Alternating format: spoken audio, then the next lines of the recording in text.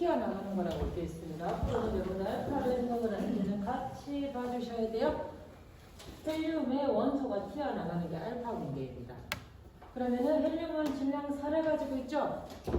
그죠? 그러면 우리가 알파 분계가 일어났다라고 얘기를 하는 것은 어떠한 모액종에 해당하는 질량값이 아까 209번 이상의 핵종이 있을 건데 그 핵종에서 이 헬륨에 해당하는 게 몇 개가 튀어나가는지를 구해낼 수 있다는 얘기예요.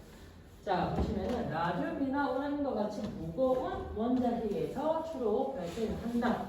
자, 그러면 안정된 핵과 비교를 할 때 중성자수 대비 양성자수의 비가 클 때, 자, 조건이 붙어요. 양성자가 크다라고 얘기를 하는 것은 아까 우리가 핵의 안정도를 얘기할 때 NP 레이시오를 얘기를 했었죠? 그죠? 근데 요거 얘기할 때는 아까 질량수가 20 이상인 핵종에서는 1.5 이상으로 올라가야 된다고 얘기를 했습니다. 근데 지금 알파 분계가 일어났다라고 하는 것은 말 그대로 원자가 어떠한 원소가 불안정한 상태라고 얘기가 같은 거예요. 그러니까 분계가 일어났겠죠. 그러니까 불안정하니까 분계가 일어났는데 그게 알파선을 내보내는 분계. 그렇다 보니 이때의 조건이 중성자수보다 양성자수가 많다. 그래서 이 분계를 통해서 중성자수의 비를 늘려주겠다는 얘기와 같은 거예요. 자, 그러면 알파 분계의 조건 두 번째가 나왔죠? 뭐라고? 중성자수 대비 양성자수가 클 때 알파 분계가 발생을 한다. 자, 그럼 알파 입자는 양성자 2개하고 중성자 2개로 구성된 입자, 즉 헬륨의 원자핵이 고속으로 방출되는 것을 우리가 알파 분계라고 얘기를 하더라. 그래서 따라서 원자 번호와 질량수는 보존이 되어야 하므로 딸핵종은 모핵종에 비해서 원자 번호가 2감소 그리고 질량수가 4감소하는 특성을 가지고 있다라고 얘기를 하네요. 자, 그러면 저거 얘기하기 전에 자, 요거는 지금 베타 분계라고 하는 거 아직 안 했기 때문에 알파 분계가 몇 번 일어났는지 여기서 체크를 한번 해볼게요. 자, 이때의 조건은 우라는 235번이요. 양성자수가 더 많은 거예요. 그렇다 보니 분계가 일어난 거예요. 자, 그러면은 235라고 하는 질량에서 최종적으로 이게 모핵종이 되겠죠? 그죠? 이게 딸핵종이 될 겁니다. 맞죠? 나무로 변한다고 얘기를 했었잖아요, 아까. 그렇다 보니 이 우라늄 235번이 207번이 되었을 때 알파 분계의 횟수를 어떻게 구할 수 있느냐? 어떻게? 235의 질량 빼기 207을 해주게 되면 얼마가 되죠? 28이 되죠? 그죠? 맞죠? 28개의 질량이 사라졌더니 최종적으로 안정된 분계로 바뀐 거예요. 자, 그러면은 우리 아까 알파 분계라고 하는 것은 사가의 헬륨이 튀어나가는 거라고 얘기를 했어요. 네. 그럼 사가의 헬륨이 가지는 질량은 4죠. 맞죠? 그러면은 요만큼의 질량 차이가 발생을 한 것만큼 튀어나간 거니까 이 헬륨이 몇 개 튀어나간 거예요, 결국? 맞아요. 7번 알파 분계를 한 거예요. 그게 분계예요. 최종적으로 처음에서 최종적으로 남아있는 데까지 아까 천년 방사선 동위원소 핵종 같은 경우에는 알파 분계를 일으킨다라고 얘기를 했잖아요. 그랬더니 납이된 거잖아.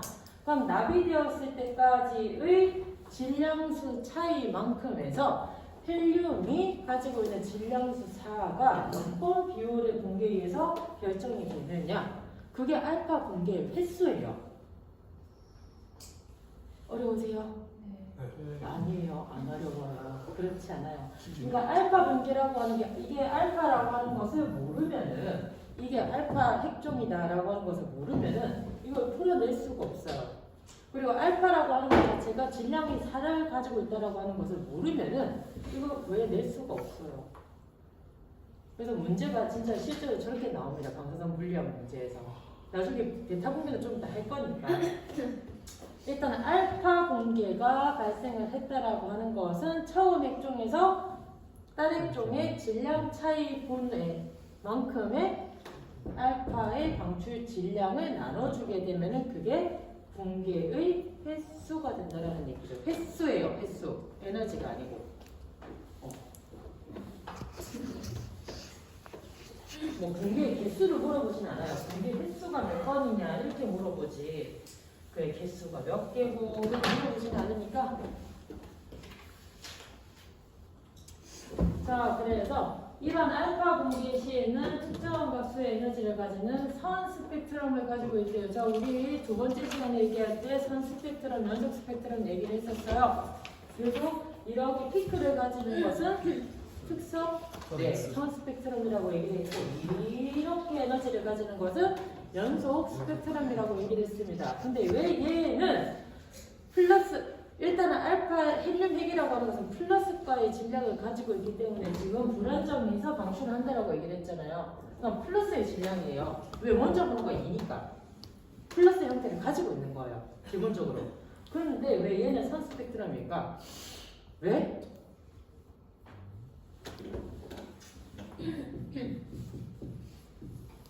핵의 흐름이요.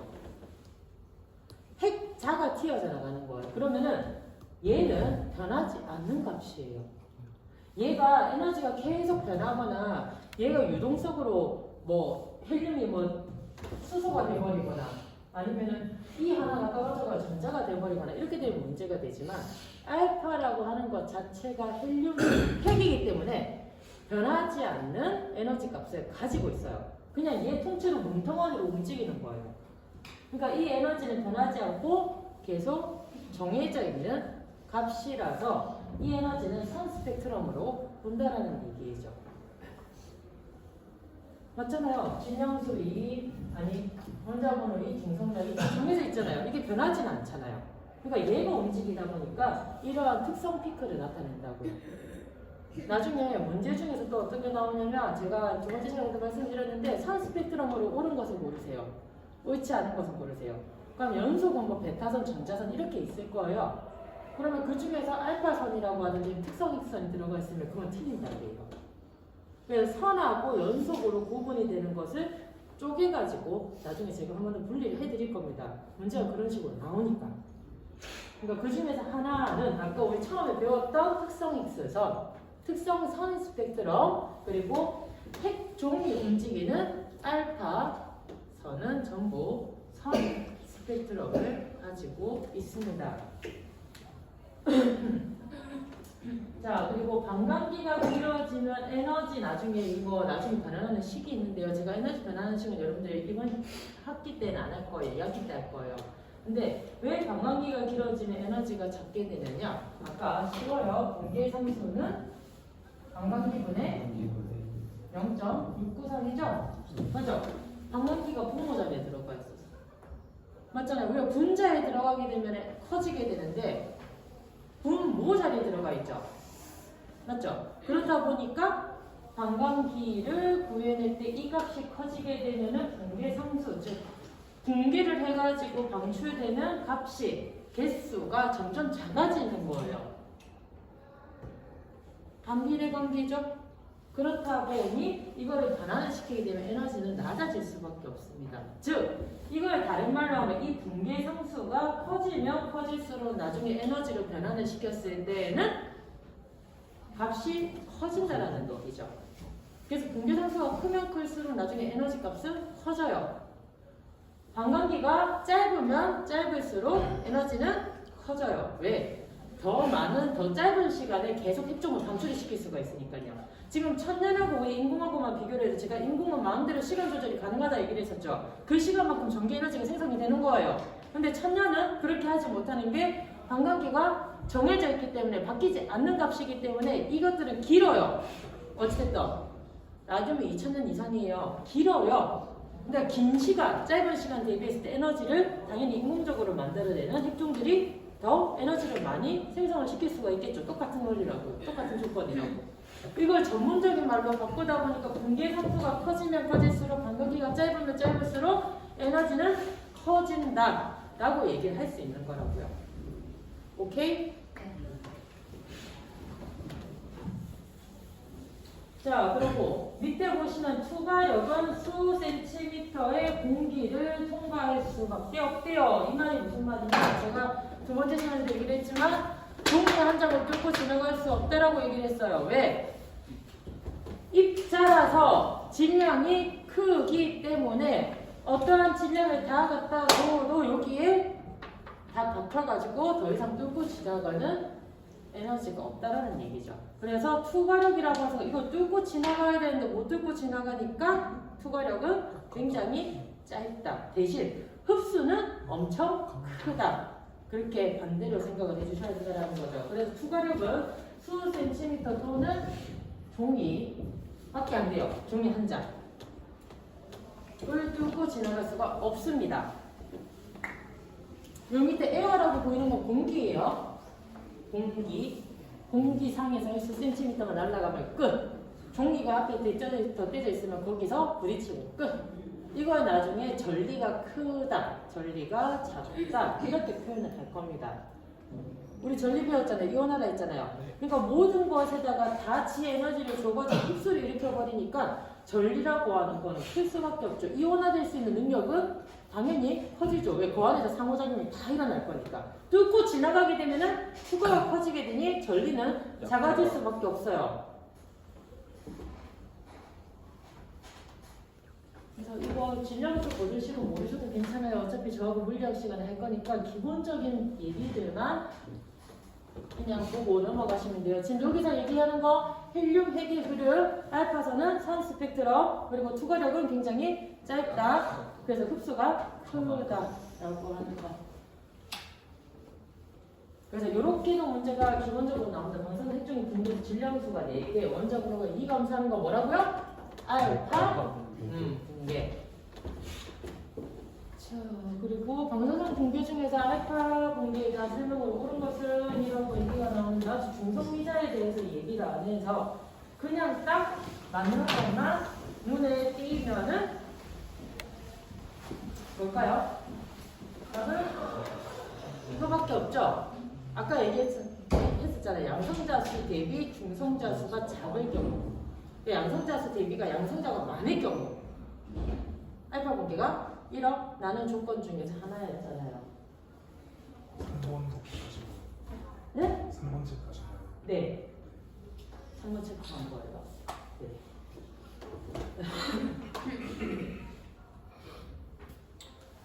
자, 그 다음에 베타 분계로 넘어갈 건데요. 베타 분계는 두 가지가 있어요.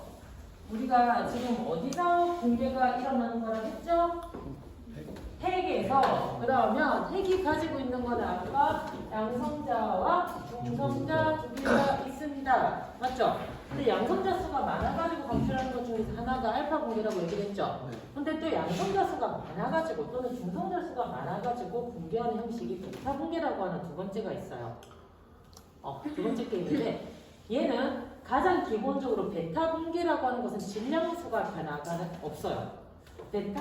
지금은 베타 마이너스가 있죠? 뒤에는 베타 플러스가 나올 건데 이 분계 베타라고 하는 게 붙어버리면은 분계하는 형식 중에서 질량수 변화는 전혀 없다. 이 말은 무슨 얘 하나가 1로 변환이 되거나 아니면 얘 하나가 1로 변환이 될 거예요. 이게 너무 많아가지고 중성자로 하나가 변환이 되거나 아니면 중성자 개수가 너무 많아가지고 양성자 개수로 하나 변환이 될 거예요. 그러면 한 개 마이너스 한 개 플러스 되죠. 한 개 마이너스 한 개 플러스 되죠. 그러다 보니까 질량수 변화는 없어요. 근데 알파 분계는 아까 질량수 변화가 있었죠. 맞죠? 그 차이예요. 그래서 아까 핵력이라고 하는 것을 유지를 시켜주기 위해서는 당연히 중성자 수가 많아야 되는데 그렇게 되면 당연히 양성자 수 하나가 중성자로 바뀌게 되면은 질량이 변화가 되는 거잖아요. 완전히 부호가 변화가 되는 거잖아요. 그렇다 보니까 그때 얘기하는 것 중에서 하나인 베타 마이너스 분계는 중성자가 너무 과도하게 많을 경우 이 핵이 제가 저거 얘기하면서 중성자의 질량하고 양성자의 질량 중 어떤 게 더 무겁다고 얘기를 했었죠? 맞아요, 중성자. 그래서 중성자가 많아지다 보니까 너무 무거워지는 거예요. 핵 자체가. 움직임 자체가 둔해지는 거예요. 그러면은 원자가 활동하는 게 더뎌집니다. 그렇다 보니 이 개수를 줄이자. 그래서 이 하나로 바꿔주자라고 얘기를 하는 게 베타 마이너스 붕괴예요. 오케이? 자, 그럼 반대로 예수가 많은 거예요. 그래서 중성자 수로 하나 바꿔주자. 왜? 양성자의 개수가 핵 내에서 많아지게 되면은 서로 밀어내버리게 되니까 불안정해질 거 아니에요. 그렇다 보니 중성자 하나를 바꿔주자 얘기라는 게 베타 플러스 붕괴로 얘기가 나올 겁니다. 그걸 부호만 붙여준 거예요. 베타 마이너스인지 베타 플러스인지. 자, 그래서 중성자 과잉핵 중에서 뭘로 바뀐다고? 중성자 하나가 양성자로 바뀐다라는 거. 그래도 중성자 수가 양성자 수보다 많은 핵종에서 핵종이 뭐 소유전자를 방출한대요? 음전자를 방출한대요. 자, 이거는 특이성 중에서 하나인데요. 우리가 중성자는 전하를 가지고 있질 않아요. 맞죠? 근데 우리가 방사능 물리학 시간에 제가 말씀을 드릴 건데 지금은 그냥 듣기만 하세요. 중성미자, 반중성미자라고 하는 특이한 소립자들이 있습니다. 근데 그 소립자들이 가지고 있는 부호가 있어요. 그냥 얘네들이 변환이 되는 게 아니라 그런 소립자들이 중간에서 상호작용을 해가지고 하나를 변화시켜주는 역할을 하게 되는데 그 소립자가 가지고 있는 부호가 음의 부호예요. 그렇다 보니 음전자 하나를 방출을 한다라고 표현을 하는 겁니다. 물리학 시간에 할 거예요. 그러니까 그냥 지금 여기에서는 중성자가 양성자로 바뀌는 과정이구나, 과잉핵종에서 발생을 하는 거구나 라고 생각을 하시면 될 것 같고요. 그래서 여기도 보시면은 중성자가 양성자로 변하면서 그 속에 음전자가 방출이 되면서, 자, 여기서 전자라고 하는 의미는 제가 아까 부호라고 했어요. 맞죠? 그러면 전자가 가지고 있는 스펙트럼은요? 전자가 가지는 스펙트럼은? 예? 전자의 흐름은 연속이라고 얘기를 했잖아요.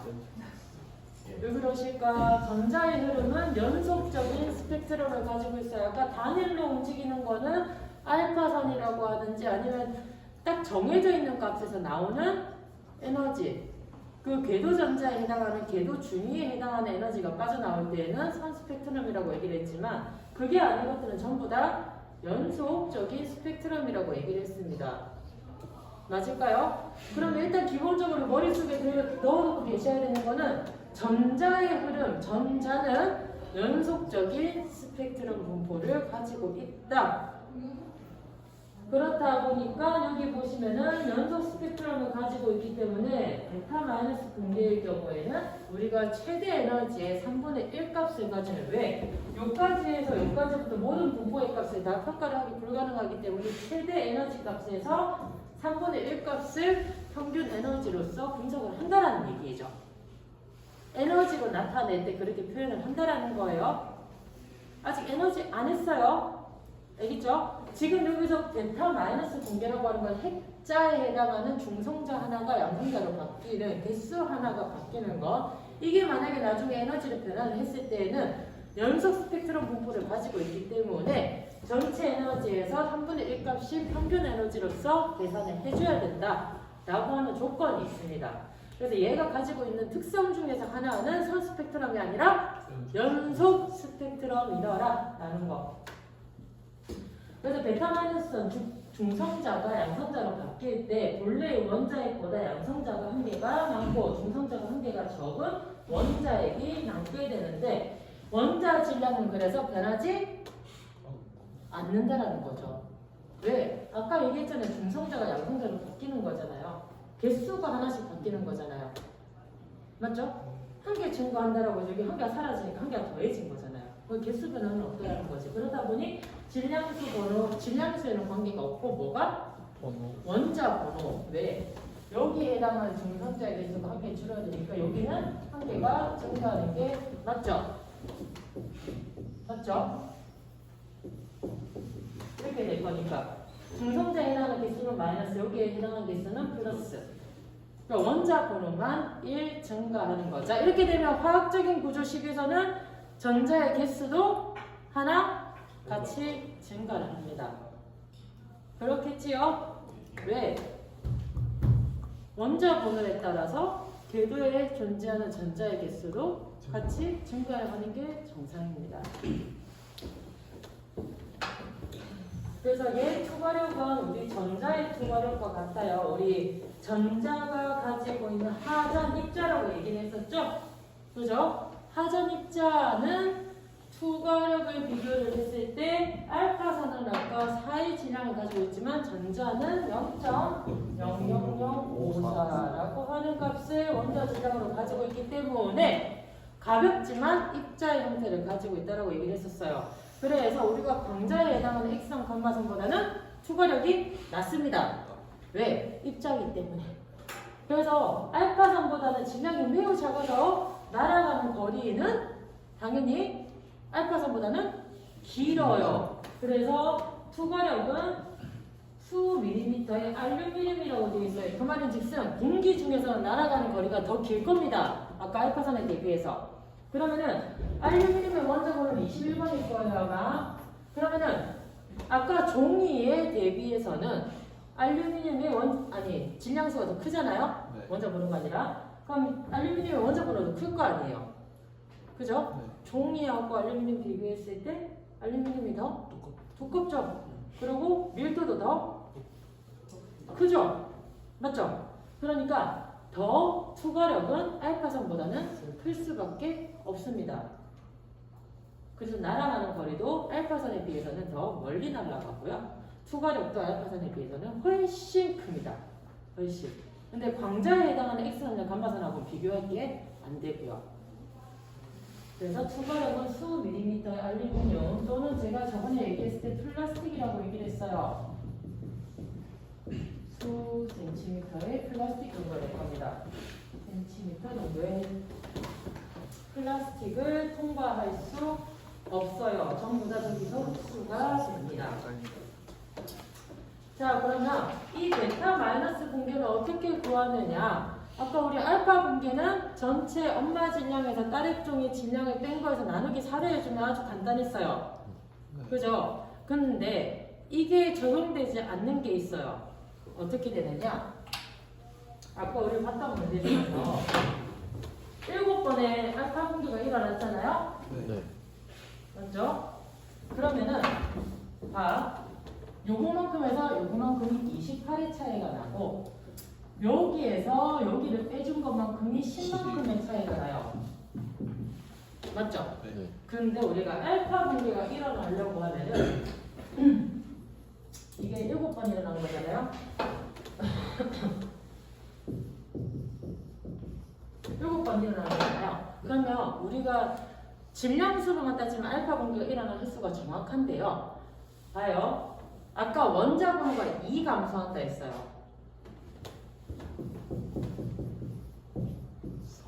원자 번호 2, 중성자 2죠. 그죠? 그러면 7번 분계를 했다라고 얘기를 하는 것은 요 곱하기 7만큼에 해준 것만큼이 어떻게 돼야 돼요? 원래는 알파 분계로 정확하게 빠져나가야 돼요. 맞아요? 맞잖아. 질량수만 줄어들어가도 될 게 아니잖아요. 다시. 자, 235 빼기 207은 28. 이거는 질량수에 해당하는 거고요. 자, 그러면 양성자의 개수. 양성자의 개수는 92 빼기 82. 10. 맞죠? 네. 이게 원래 10이 되면 돼요? 안 돼요? 될까요? 안 될까요? 이거 안 될까요? 물어본 거야. 진짜.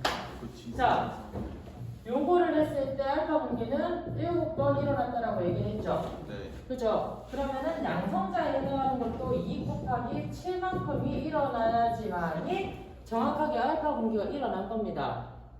왜? 산소잖아. 헬륨이 빠져나갔다면서요. 7개가 빠져나갔다면서. 네. 그랬더니 7번에 해당하는 질량수만큼은 보존을 해줬는데 그러면 이것도 7번만큼이 사라져야 될 거 아니에요. 7회만큼이. 맞죠? 맞아요? 원자 번호도 2 곱하기 7을 한 것만큼이 빠져나가야 되는데 그러면 총 했을 때 14번이잖아요. 14만큼이 빠져나가야 되는데 지금 위에서 봤을 때는 몇 번이 빠져나간 거예요? 10번. 그럼 나머지 4번은 어디 갔어요? 네, 베타 분계가 일어난 거예요. 나머지 4번이. 와! 자, 요거는 이해되시겠어요? 14번이 나간다라고 하는 것은 이거는 핵에서의 원래 붕괴가 일어났을 때 양성자수가 감소해야 되는 게 14번이 감소를 해야 되는데 지금 저 문제에서 봤을 때는 10번이란다. 자, 10만큼의 원자 번호가 감소가 된 거죠. 맞아요? 네. 원래는 14번이 가야 돼요. 알파액이 7번 빠져나갔으니까. 근데 10번이 남아있는 거예요. 그럼 이 나머지 차이분만큼은 몇이 나요? 4가 나잖아요. 아까 베타 마이너스 붕괴는 중성자가 많은 핵종에서 발생을 한다면서요. 그럼 나머지 4에 해당하는 분만큼은 뭘로 빠져나간 거야? 베타 마이너스 붕괴로 빠져나간 거라고요. 중성자를 계산을 할 필요가 없어요. 여기서는 전혀 이렇게 문제가 나와요. 알파 붕괴의 횟수 몇 번, 베타 마이너스 붕괴의 횟수 몇 번. 그러니까 알파 붕괴의 횟수를 정확하게 구하고 난 다음에 그 개수에서 이 헬륨에 해당하는 2에 해당하는 원자 번호 곱하기 횟수를 해준 것만큼이 원래는 사라져야 되는데 그렇지 못하고 나머지 4만큼이 보상이 돼가지고 베타 마이너스 붕괴로 빠져나간 거예요. 이렇게 문제가 나오더라고요. 그래서 답은 여기서 지금 알파 붕괴를 물어본 게 아니라 베타 붕괴의 횟수를 물어봤으니까 이게 답이 된다는 얘기죠.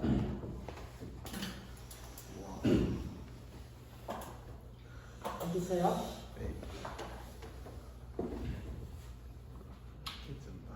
이렇게 할 수 있죠.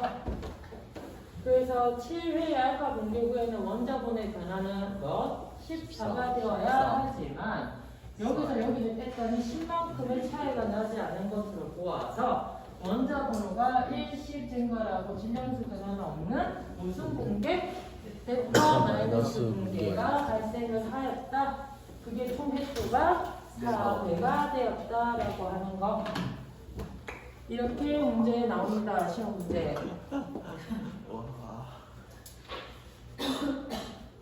알파 틀리면 베타도 틀리는 거네. 그렇지. 알파를 모르면 베타 붕괴를 구할 수가 없죠. 횟수를 전혀 구할 수가 하나 없죠. 틀리면 하나도 틀리니까. 네, 그래서 무조건 천년방정성처럼 우라늄이라고 하는 저런 큰 원소가 나오면 알파 붕괴를 먼저 구하고 난 다음에 나머지 횟수는 베타 플러스 베타 마이너스 생각하시지 마시고 저런 산수가 나오면은 일단은 원자 번호에다가 횟수 곱해준 것만큼의 나머지 분 횟수가 베타 붕괴가 일어났다라고 생각을 해주시면 됩니다.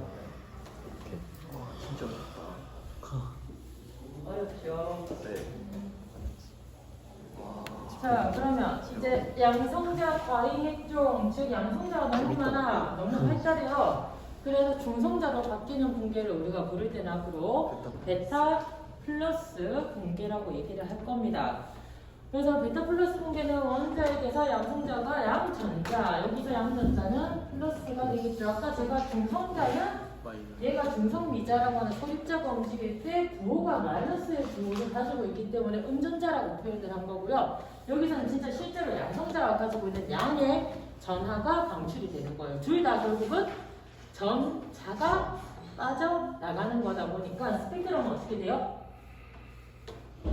스펙트럼 여기죠?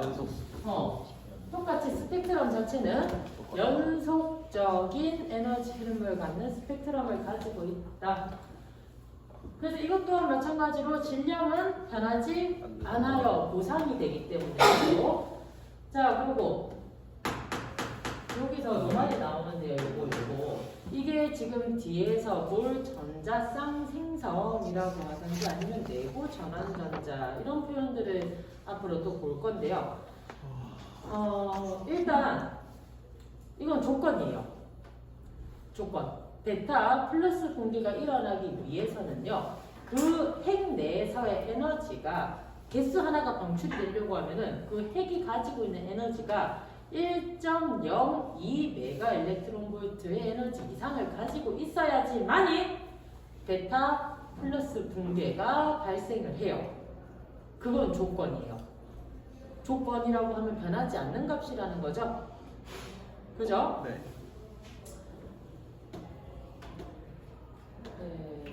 그래서 붕괴 에너지가 이 에너지 이하일 때에는 보시면은 전자포획이라고 하는 게 있는데 말 그대로 뒤에서 볼 건데요. 전자포획이라고 하는 것은 우리가 핵을 지금 얘기하고 있잖아요. 네. 여기 전자가 있잖아. 그럼 이 전자 궤도에 있는 전자를 가져가는 거예요.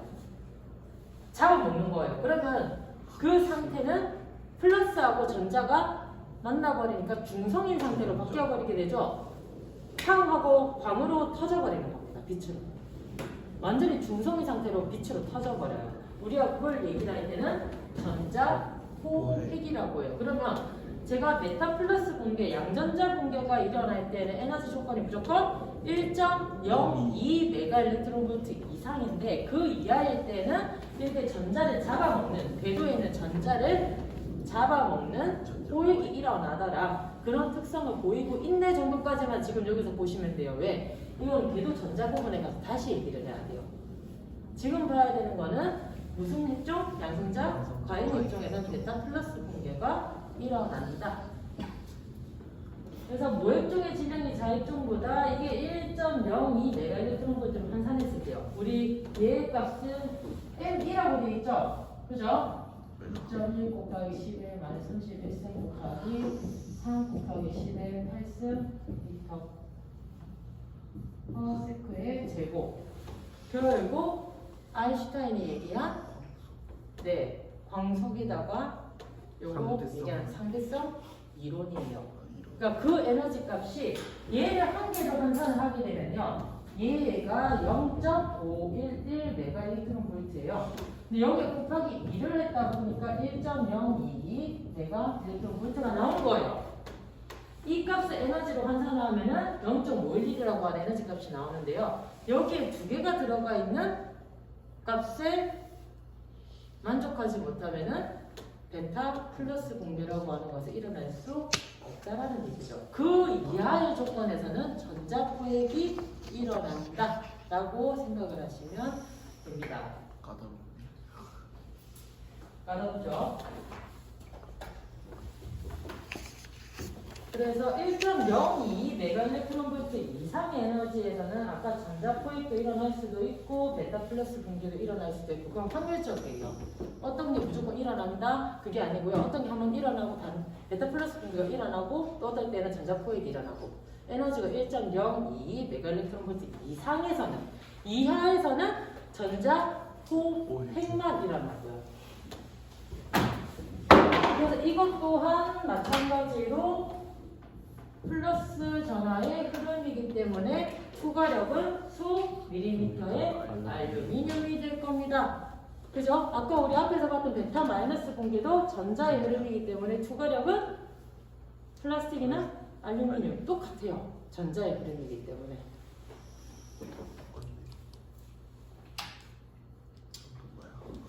바로 궤도전자의 포획이 나오네.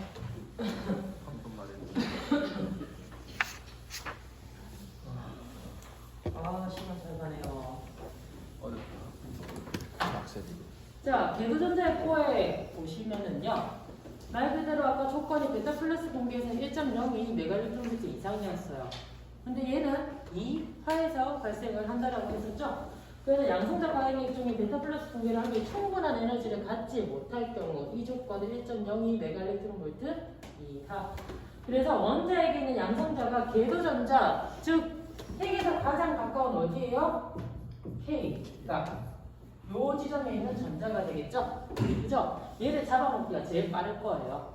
그래서 주로 전자를 잡아먹는 지점은 제일 최내각에 있는 K각에 있는 전자를 잡아먹는다 라는 거죠. 제일 가까이 K라고 그냥 외우고 계셔야 돼요. 이거는 각의 이름이에요. KL M, N. 이거 주 양자수, 즉 들어가는 전자를 결정하는 궤도의 각을 명칭을 할 때 우리가 K각, L각, M각, N각이라고 부르는데 제일 핵 가까이 있는 각의 이름을 K각이라고 부르는 겁니다. 그 다음 각을 L각, 그 다음 각을 M각, 그 다음에 N 쭉쭉쭉 나가요. 근데 여러분들이 아셔야 되는 각은 K, L까지는 알고 계셔야 돼요. 알고 계셔야 돼요. 그래서 가장 가까이 있는 K각을 포획을 한다라고 하는 거. 그래서 양전자 분계와 같이 본래의 질량수는 그대로이지만 원자 번호가 1각. 그렇죠. 왜? 아까 베타 플러스 분계가 양성자 하나가 중성자로 바뀌는 거라 했잖아요. 그럼 양성자 하나가 바뀔 힘이 1.02 메가일렉트론볼트보다 이하이기 때문에 일단 양성자는 튀어나가요. 근데 그게 중성자로 바뀔 수 있는 조건이 안 되는 거야. 줄어. 그렇죠. 그러니까 원자 번호가 줄어들고 전자 하나를 잡아먹는 거예요. 그래서 결론적으로는 원자 번호는 하나 감소하는 특성을 보인다. 그럼 중성자의 개수 늘어나요? 안 늘어나요?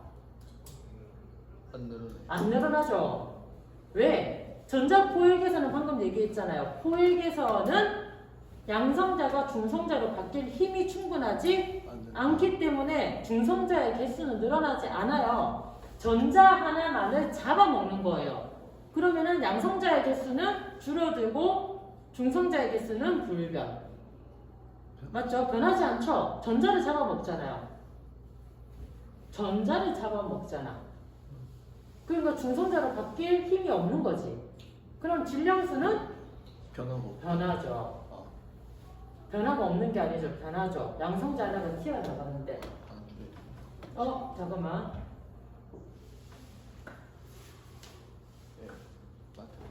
변하게 돼 있구나. 잠깐만요.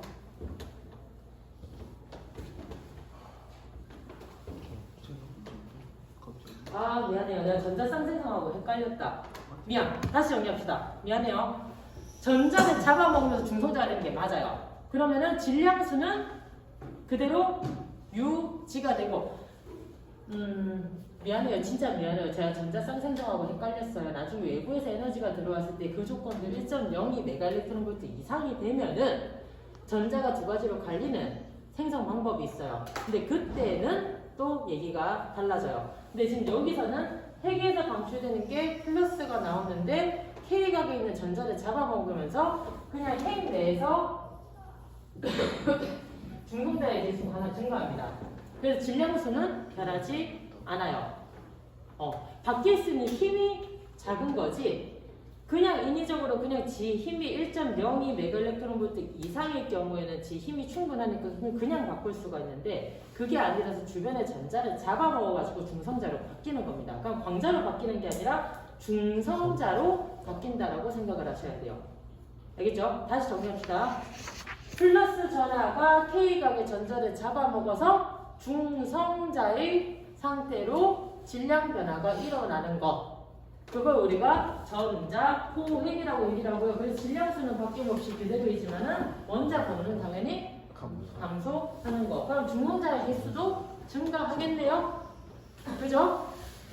중성자의 개수 증가합니다. 미안해요. 헷갈렸어요. 질량이 그대로고 중성자. K컷은 포획하는데. 네. 여기서 포획을 하는 거는 문제가 안 돼. 이 전자를 끌어당겨가지고 지가 플러스하고 마이너스가 만나니까 중성의 상태로 바뀌는 거예요. 그냥 입자 변화가 중성의 상태로 바뀌니까 중성자 하나가 증가했다라고 보는 거죠. 그러니까 양성자에 해당하는 원자 번호는 감소를 하고 중성자의 개수는 증가를 하니까 말 그대로 어떻게? 베타 플러스 조건에 비슷한 중성자 개수만 증가하는 질량수 변화는 없는 과정이 일어나는 거죠. 똑같이.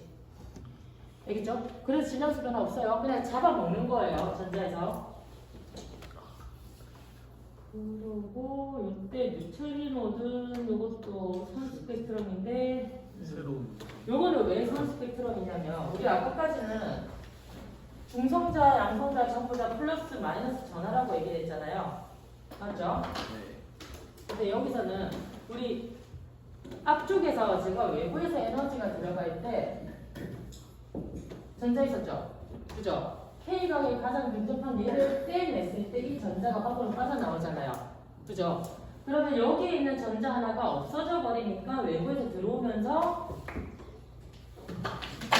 여기에서 들어오는 에너지 분만큼이 선으로 방출이 되는데 이때 선은 우리가 에너지 값이 변하지 않는 선 선 스펙트럼. 스펙트럼이라고 얘기했었잖아요.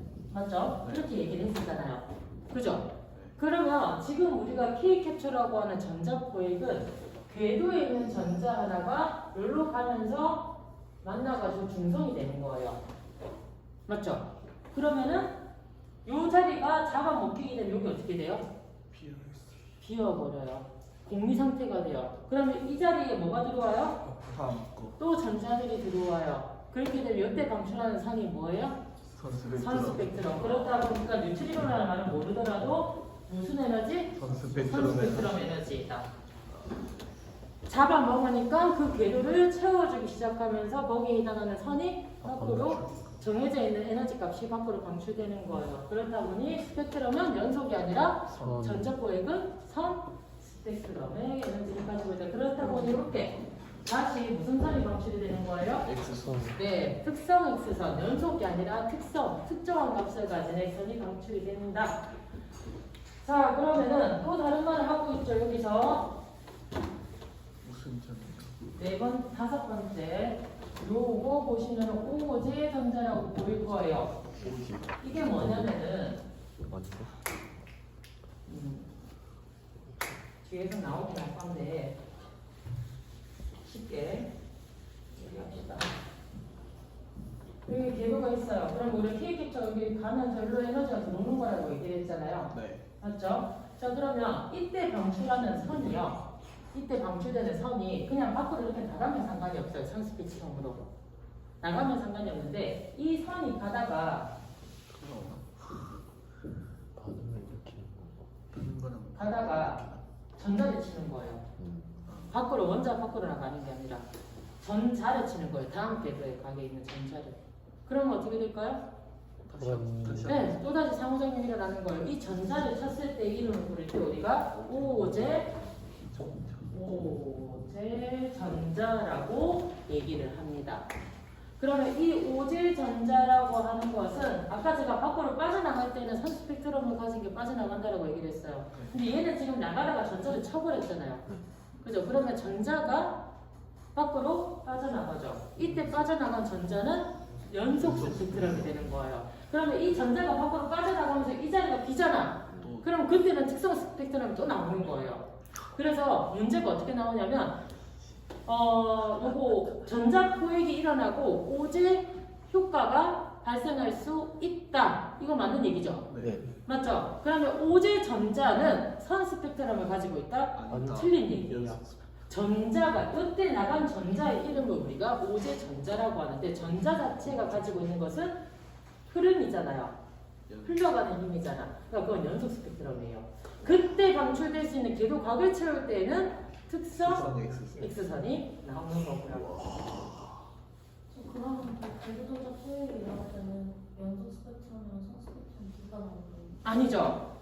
궤도 전자의 전자 포획이 일어났을 경우에는 선 스펙트럼. 선 스펙트럼만 나오죠. 오제가 오제 지금 얘기하는 거 포획이라고 하는 것은 요 자리가 비어버릴 때 이 자리를 채워줬을 때의 선을 얘기를 하는 거고요. 전자 포획이라고 하는 것은. 그러면 아까 우리가 베타 플러스 공개라고 하는 것은 핵 내 에너지가 1.02 이상이 돼버리게 되는 거니까 그거는 무조건 연속이에요. 근데 포획이 일어났을 경우에는 그 포획으로 일어나는 발생되는 선은 선 스펙트럼. 오제 전자는 연속 스펙트럼. 전자니까. 헷갈린다. 그래서 이 특성 수선은 방출 점진적으로 일어날 수 있고요. 요거는 나중에 합시다. 정강수율이라고 하는 것은. 오제전자로 해서 이런 연속 스펙트럼이고.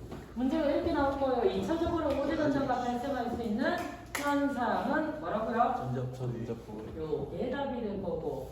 자, 원자의 공개 시 원자 번호가 1 증가하는 것은 아까 뭐라고 얘기했죠? 양베타 문자 번호가 증가한다는데 베타는 아까 중성자의 개수가 많아가지고 양성자로 바뀌는 것이 음베타 붕괴가 되겠죠. 아까 양성자 과잉 핵종에서는 양성자가 빠져나가면서 전자 포획이 일어나서 그걸 베타 플러스 붕괴라고 얘기했고 베타 마이너스 붕괴가 음베타 붕괴 같은 표현이에요. 여기서 얘기하는 음베타 붕괴는 베타 마이너스 붕괴라고 하는 거. 자, 그 다음에 질량수가 바뀌는 것은 알파 붕괴가 되겠죠. 이렇게 문제 나온다고 이거 시험 문제 나왔던 거예요. 저 헷갈리네. 그러니까. 베타 붕괴가 좀 많이 헷갈릴 거예요. 베타. 또 여기서 나중에 제가 아까 얘기했던 전자 쌍생성이 들어가게 되면 또 헷갈려. 분명히 에너지 조건은 같은데 가장 큰 차이점이 지금 우리가 핵 내에서 발생하는 선들 가지고 얘기를 하고 있잖아요. 핵 내에서 일어나는 것들. 근데 그건 또 궤도전자에서 에너지가 1.02 이상의 에너지가 들어갔을 때 그 주변에서 발생하는 또 효과예요. 근데 조건이 같아. 근데 또 선은 스펙트럼은 또 달라. 그래서 오늘 했던 것 중에서는 지금 핵에서 발생을 하는 거니까 이 정도까지만 이해를 하고 계셔도 많이 나가는 거지. 질량이 변하니까. 자, 그러면 질량은 알파. 핵 중에서 한 가지 남은 게 있어요. 그냥 단순히 핵은 에너지가 굉장히 강하죠. 근데 지금까지 우리가 붕괴라고 하는 것은 변하고 그러면서 질량을 보충을 해주고 아니면 질량이 사라지거나 얘기를 했으면 이거는 핵 내에서 워낙 강한 에너지가 그냥 단순히 감마선의 형태로만 방출되는 특성을 우리가 핵 이성체라고 하는 표현을 씁니다. 제가 핵에서 방출되는 선은 무조건 뭐라고 했죠? 선이 나온다라고 하면 무슨 선? 감마선이라고 얘기를 했어요. 궤도 전자에서 나오는 것은 선으로 따지면 X선이라고 얘기를 했었어요. 그래서 에너지가 큰 준위를 가진 감마선의 선 스펙트럼만 핵에서 퐁 하고 튀어나오는 겁니다. 우리가 그걸 얘기를 할 때 핵 이성체라고 하는 표현을 써요. 그래서 원자 핵이 붕괴된 다음에도 들뜬 상태, 즉 똑같은 표현으로 여기 상태를 비교적 긴 시간 동안에 유지를 하는 경우에는 원자 핵을 우리가 부를 때 핵 이성체라고 하는 표현을 쓰고요. 그럼 그럴 때는 전부 다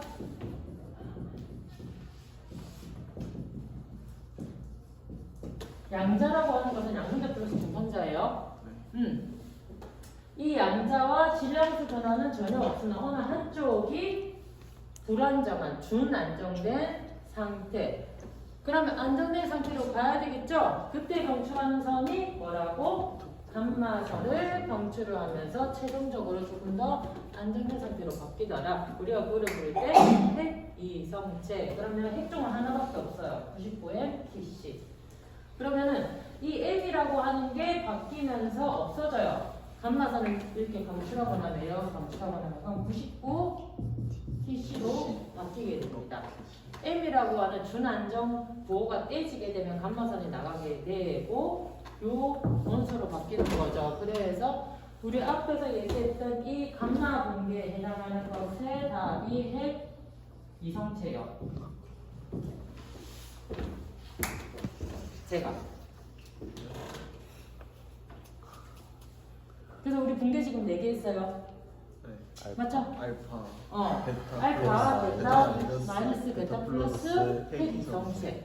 핵 이성체는 좀 다르게 질량수 뭐 아무것도 변화 없이 에너지 준위, 즉 감마선만 방출하는 특성을 가진 붕괴. 조건도 없네. 그러니까 이렇게 나온다는 거죠. 아무것도 없어요. 에너지 준위만 바뀌는 거죠. 제일 간단하네. 그리고 요거는 제가 뒤에 가서 할 겁니다. 다음 시간에. 여기서부터가 문제예요. 이제 우리 핵에서는 요게 다 끝난 거고요. 핵에서는 다 끝난 거예요. 이제부터는 외부에서 에너지가 주어졌을 때 그게 하전 입자가 될 것이냐 아니면은 광자가 들어갈 것이냐에 따라서 또 다시 특성을 보이는 효과들이 또 달라지게 돼요. 그렇다 보니 오늘은 여기까지만 제가 PPT 볼 거고요. 여러분 요거 봅시다. 정리하고 맞추면 되겠네요. 봅시다. 2번 원자의 붕괴라고 해가지고 방사성 원소가 방사선을 방출해서 별개의 원자핵으로 변하는 성질이라고 되어져 있죠. 그래서 알파 붕괴는 주로 큰 원자 번호의 방사성 원소에서 일어나며 붕괴 시 알파선을 방출하는 단일 에너지 스펙트럼을 가지고 있다. 그래서 가이거 뉴턴은 굳이 모르셔도 괜찮고 밑에 내려와 봅시다. 베타 붕괴는 원자핵에서 뭐야? 이상하네. 그래? 문제 얘기해서. 이게 영어로 바뀌면서 잘못된 것 같네요. 원자핵에서 어떻게 해야 돼요?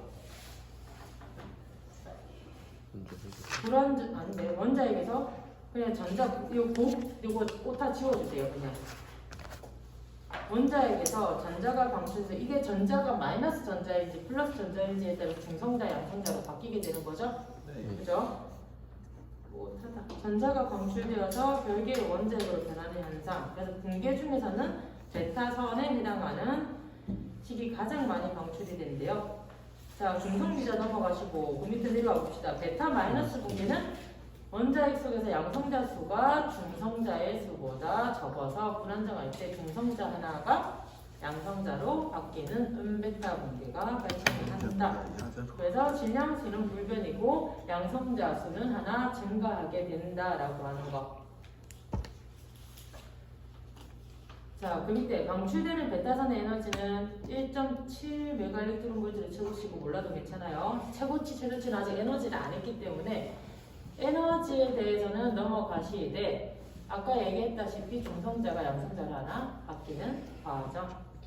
그래서 평균 에너지로 구한다. 평균 에너지는 최대 에너지의 3분의 1값. 자, 2번도 모르셔도 괜찮고 가로 2번. 그 밑에 베타 플러스 붕괴 있죠? 원자핵 속에 한 개의 양자가 양성자가 중성자로 변하는 과정. 그래서 똑같이 질량수는 불변이고 원자 번호는 1 감소하게 되는 거. 뒤로 넘어가 보실게요. 그래서 전자의 전기 질량 에너지 아까 M0C의 제곱 전지 질량에 해당하는 에너지가 0.51메가일렉트론볼트라고 했어요. 근데 거기에 곱하기 2를 해준 1.02메가일렉트론볼트가 베타 플러스 붕괴를 일으키는 지점이죠?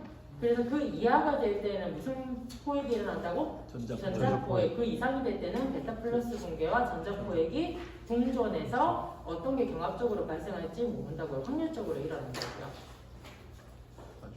자, 그 밑에 소멸방사선 넘어가실게요. 이거는 X선하고의 상호작용이고 그 밑에 전자 포획 보시면은 3번 원자핵 안에 양성자 하나가 궤도전자 하나를 흡수해서 중성자로 변하는 경우 그래서 원자 번호를 1 감소하게 되고 붕괴한 원자는 여기 상태의 힘으로 특성선을 방출하거나 이때 특성선을 방출한 선이 그때는 선 스펙트럼인데 오제 전자를 만들어내게 되면 전자 자체는 연속선 그리고 저 오제 전자가 빈 지점은 전자가 생겨서 빈 지점은 또다시 특성선으로 방출이 된다라고 하는 거.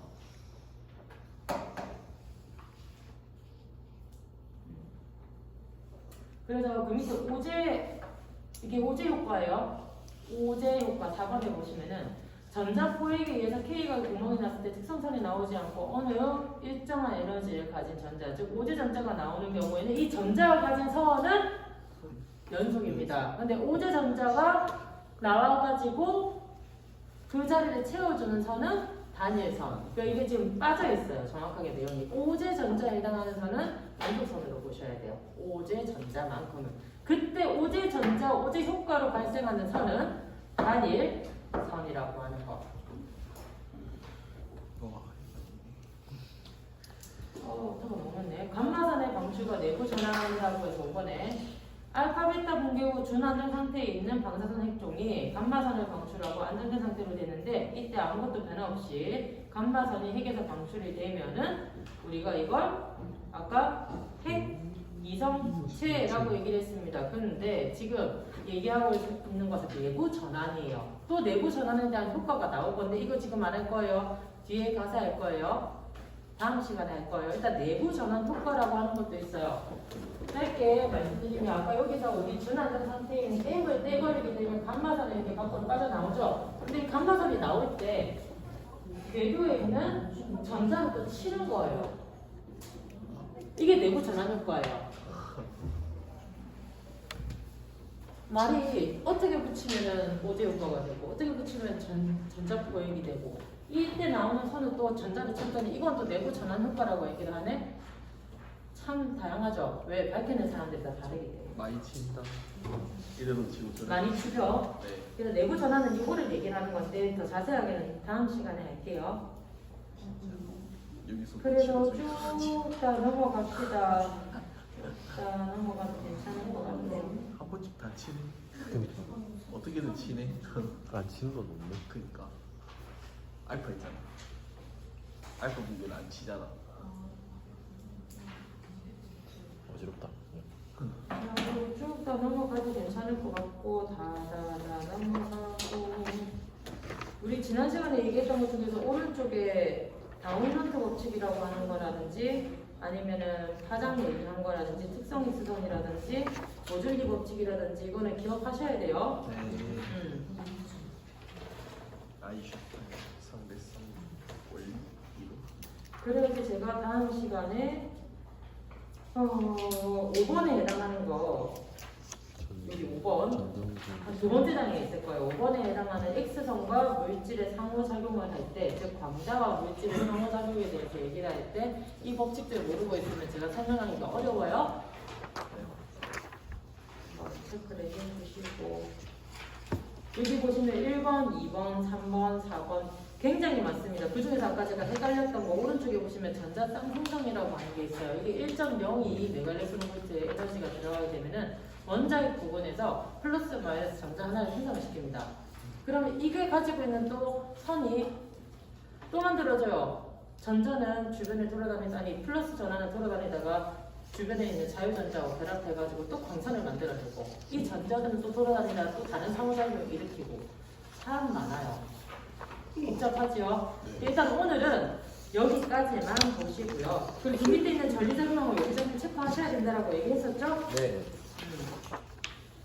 여기까지만 보시고 일단 뭐 해서 방출하는 거는 까먹지 마시고 꼭 체크를 해주시니 한 번 더 정리할까요? 한 번 더 정리할까요? 오늘도 5분이면 끝나요. 자, 오늘 얘기했던 거 원자 핵에서 방출하는 특성에 대해서 봤습니다. 자, 원자 핵이 불안정할 경우에 우리가 붕괴라고 하는 게 발생이 되고요. 이 붕괴라고 하는 것은 천력 속에서 존재하는 핵종들이 질량수가 209번 이상 그리고 원자 번호가 82번 이상 즉 83번부터 발생하는 붕괴라고 얘기를 했어요. 그죠? 자, 그럼 이 붕괴라고 하는 게 발생이 되려고 하면 우리 제일 처음에 봤던 방사능이라고 하는 것을 방출을 해야 됩니다. 그 능력이 있어야지 핵종에 해당하는 개수가 밖으로 톡톡톡 아까 우리 몇 회 하면서 빠져나올 거예요. 그죠? 그러면 우리가 방사능이라고 하는 것을 얘기를 할 때는 그 고유한 시간이 정해져 있다라고 얘기를 했었어요. 그 시간이 반감기라고 얘기를 했던 거고요. 반감기는 핵종의 고유한 시간이기 때문에 절대 변하지 않는 값이라고 얘기를 했습니다.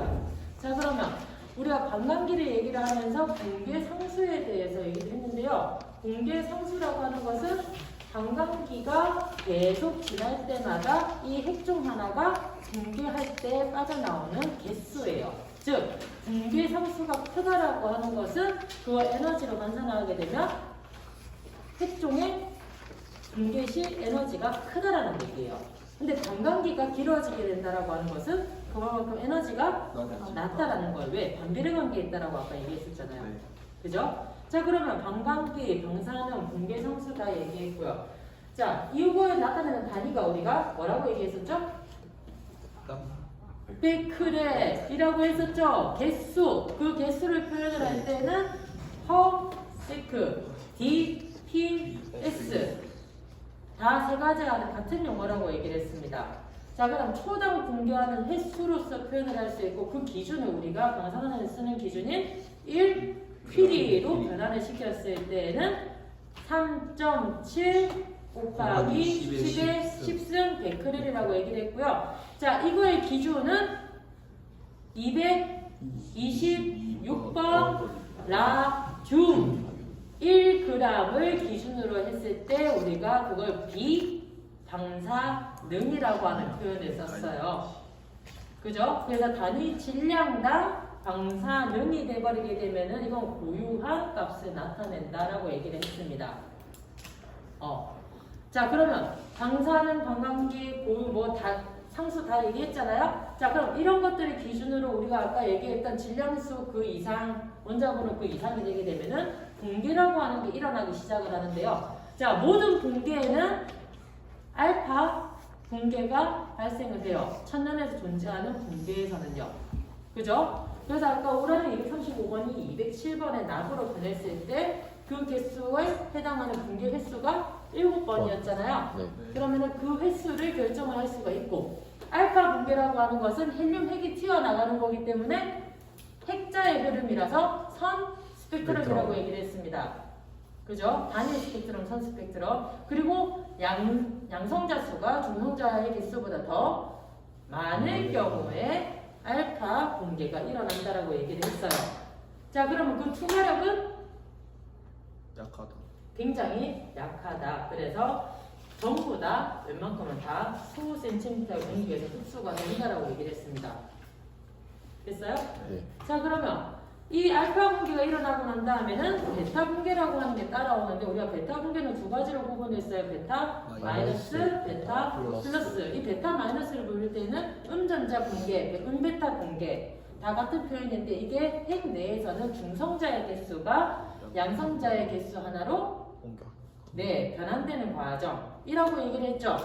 맞죠? 그 우리가 음베타 붕괴 또는 중성자에 해당하는 붕괴라고 얘기를 했습니다. 자, 그럼 질량수는 바뀌지 않고 똑같아요. 맞죠? 원자 번호하고 중성자의 개수만 하나씩 변하는 겁니다. 자, 그러면 이 음베타 붕괴에 해당하는 흐름은 중성자가 하나로 바뀌잖아요. 양성자로 바뀔 때 전하의 부호의 흐름에 있어서 전하라고 얘기를 한 거고요. 그러면 얘가 가지고 있는 스펙트럼은 연속 스펙트럼이라고 얘기를 했어요.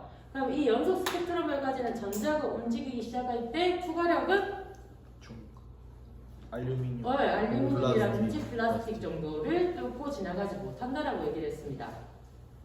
되셨을까요? 네. 자, 그러면 아까 우리 알파 붕괴가 일어나고 난 다음에 베타 붕괴가 일어나는 횟수를 구했잖아요. 그죠? 그러면 원자 번호에 해당하는 개수만큼의 곱하기 알파 붕괴가 일어난 횟수만큼이 실제로 전부 다 붕괴가 되고 사라져야 되는데, 그게 아니라 아까 우리 개수가 모자랐죠? 네. 그만큼이 무슨 붕괴가 일어난 거라고요? 베타. 베타 붕괴로 일어난 거라고 얘기를 했습니다.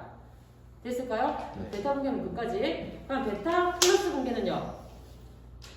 양성자가 너무 많은 핵 쪽에서 어떻게? 중성자로 바뀌는 과정. 그러면 이 중성자로 바뀔 때 조건이 1.02 메가일렉트론 볼트, 즉 전자의 정지 질량 곱하기 2에 해당하는 에너지값 이상이 핵에서 방출이 돼야지만이 베타 플러스 붕괴 하나가 만들어지는 거예요. 자, 그러면 이 베타 플러스 붕괴가 일어날 때는 똑같이 양전자의 흐름이기 때문에 스펙트럼은 연속 스펙트럼을 가지고 있다 얘기를 했었고요. 그 투과력은 수 밀리미터의 알루미늄 또는 플라스틱이라고 얘기를 했습니다. 자, 그리고 1.02 메가일렉트론 볼트 이하의 에너지에서는 어떻게 되죠? 전자 자신있게. 포획, 전자 포획. 그렇지. 전자 포획이 발생이 되는데, 전자 포획이 일어나게 되면은 핵이 전자를 가장 가까이 있는 그 각이 어디라 했어요? K가. 그렇지. K각에서 전자를 잡아먹으니까 플러스가 마이너스하고 만나면서 중성자 하나로 바뀐다라고 얘기를 했습니다. 맞죠? 네. 자, 그러면 이 중성자 하나로 바뀌게 되면 질량수는 당연히 변하지 않는다라고 하는 거. 중성자의 개수는 하나 증가하는 걸로 바뀌게 되죠. 양성자 하나는 잡아먹게 되는 거니까 전자를. 자, 그러면서 방출되는 선이 뭐라고 했어요? 선 스펙트럼. 네, 선 스펙트럼. 특성선의 그 선의 그 각의 에너지 값을 가지는 특성선이 방출이 된다라고 얘기를 했어요. 오케이? 또 얘기할 게 있나? 핵 이중체는 아까 많이 했으니까 상관없고. 또 있을까요? 아까 그래서 1.02 메가일렉트론볼트 이상의 에너지가 들어가게 되면 뭐하고 광합적으로 발생한다고? 전자포획과 베타 플러스 붕괴가 경합적으로 발생을 한다. 자, 오제 전자는 언제 발생을 한다고요? 여가 전자포획이 일어나고 난 다음에 전자포획에 의해서 발생되는 특성선이 빠져나가지 못하고 다음 궤도의 각을 쳐버리는 거예요. 그러면은 그 전자에다가 에너지를 줘버리게 되면 어떻게 돼요? 충분한 에너지를 가지고 있으니까 전자가 빠져나가면서 불안정한 상태가 되죠. 그래서 이 전자가 나가는 것은 제가 이 전자가 가진 특성 자체는 연속이라고 얘기를 했어요. 근데 오제 효과로 인해서 발생하는 선은 특성 X선이라고 얘기를 했죠. 왜? 궤도 전자애들 쳐버리는 거니까 거기에 나오는 선 자체는 특성선이 되겠죠. 그래서 전자포획이 일어났을 때 그 포획으로 인한 선의 방출 시 그 특성선은 그냥 빠져나갈 수도 있고 또다시 2차적으로 오제 전자를 일으킬 수도 있고 그렇게 얘기를 했습니다. 그 2시간 동안 많이 했죠? 네. 어느 정도 정리되시겠어요? 흐름은 아시겠어요? 네. 자, 그래서 오늘 한 거는 전부 다 원자 핵의 흐름. 다음 시간에 얘기할 거는 뭐라고요? 외부에서 광자에 해당하는 X선이나 감마선이 원자로 들어왔을 때 핵 근처에서 일어날 수 있는 거 그리고 궤도 전자에서 일어날 수 있는 특성 6가지가 있습니다. 거기에 대해서 얘기를 할 거예요. 수업 끝!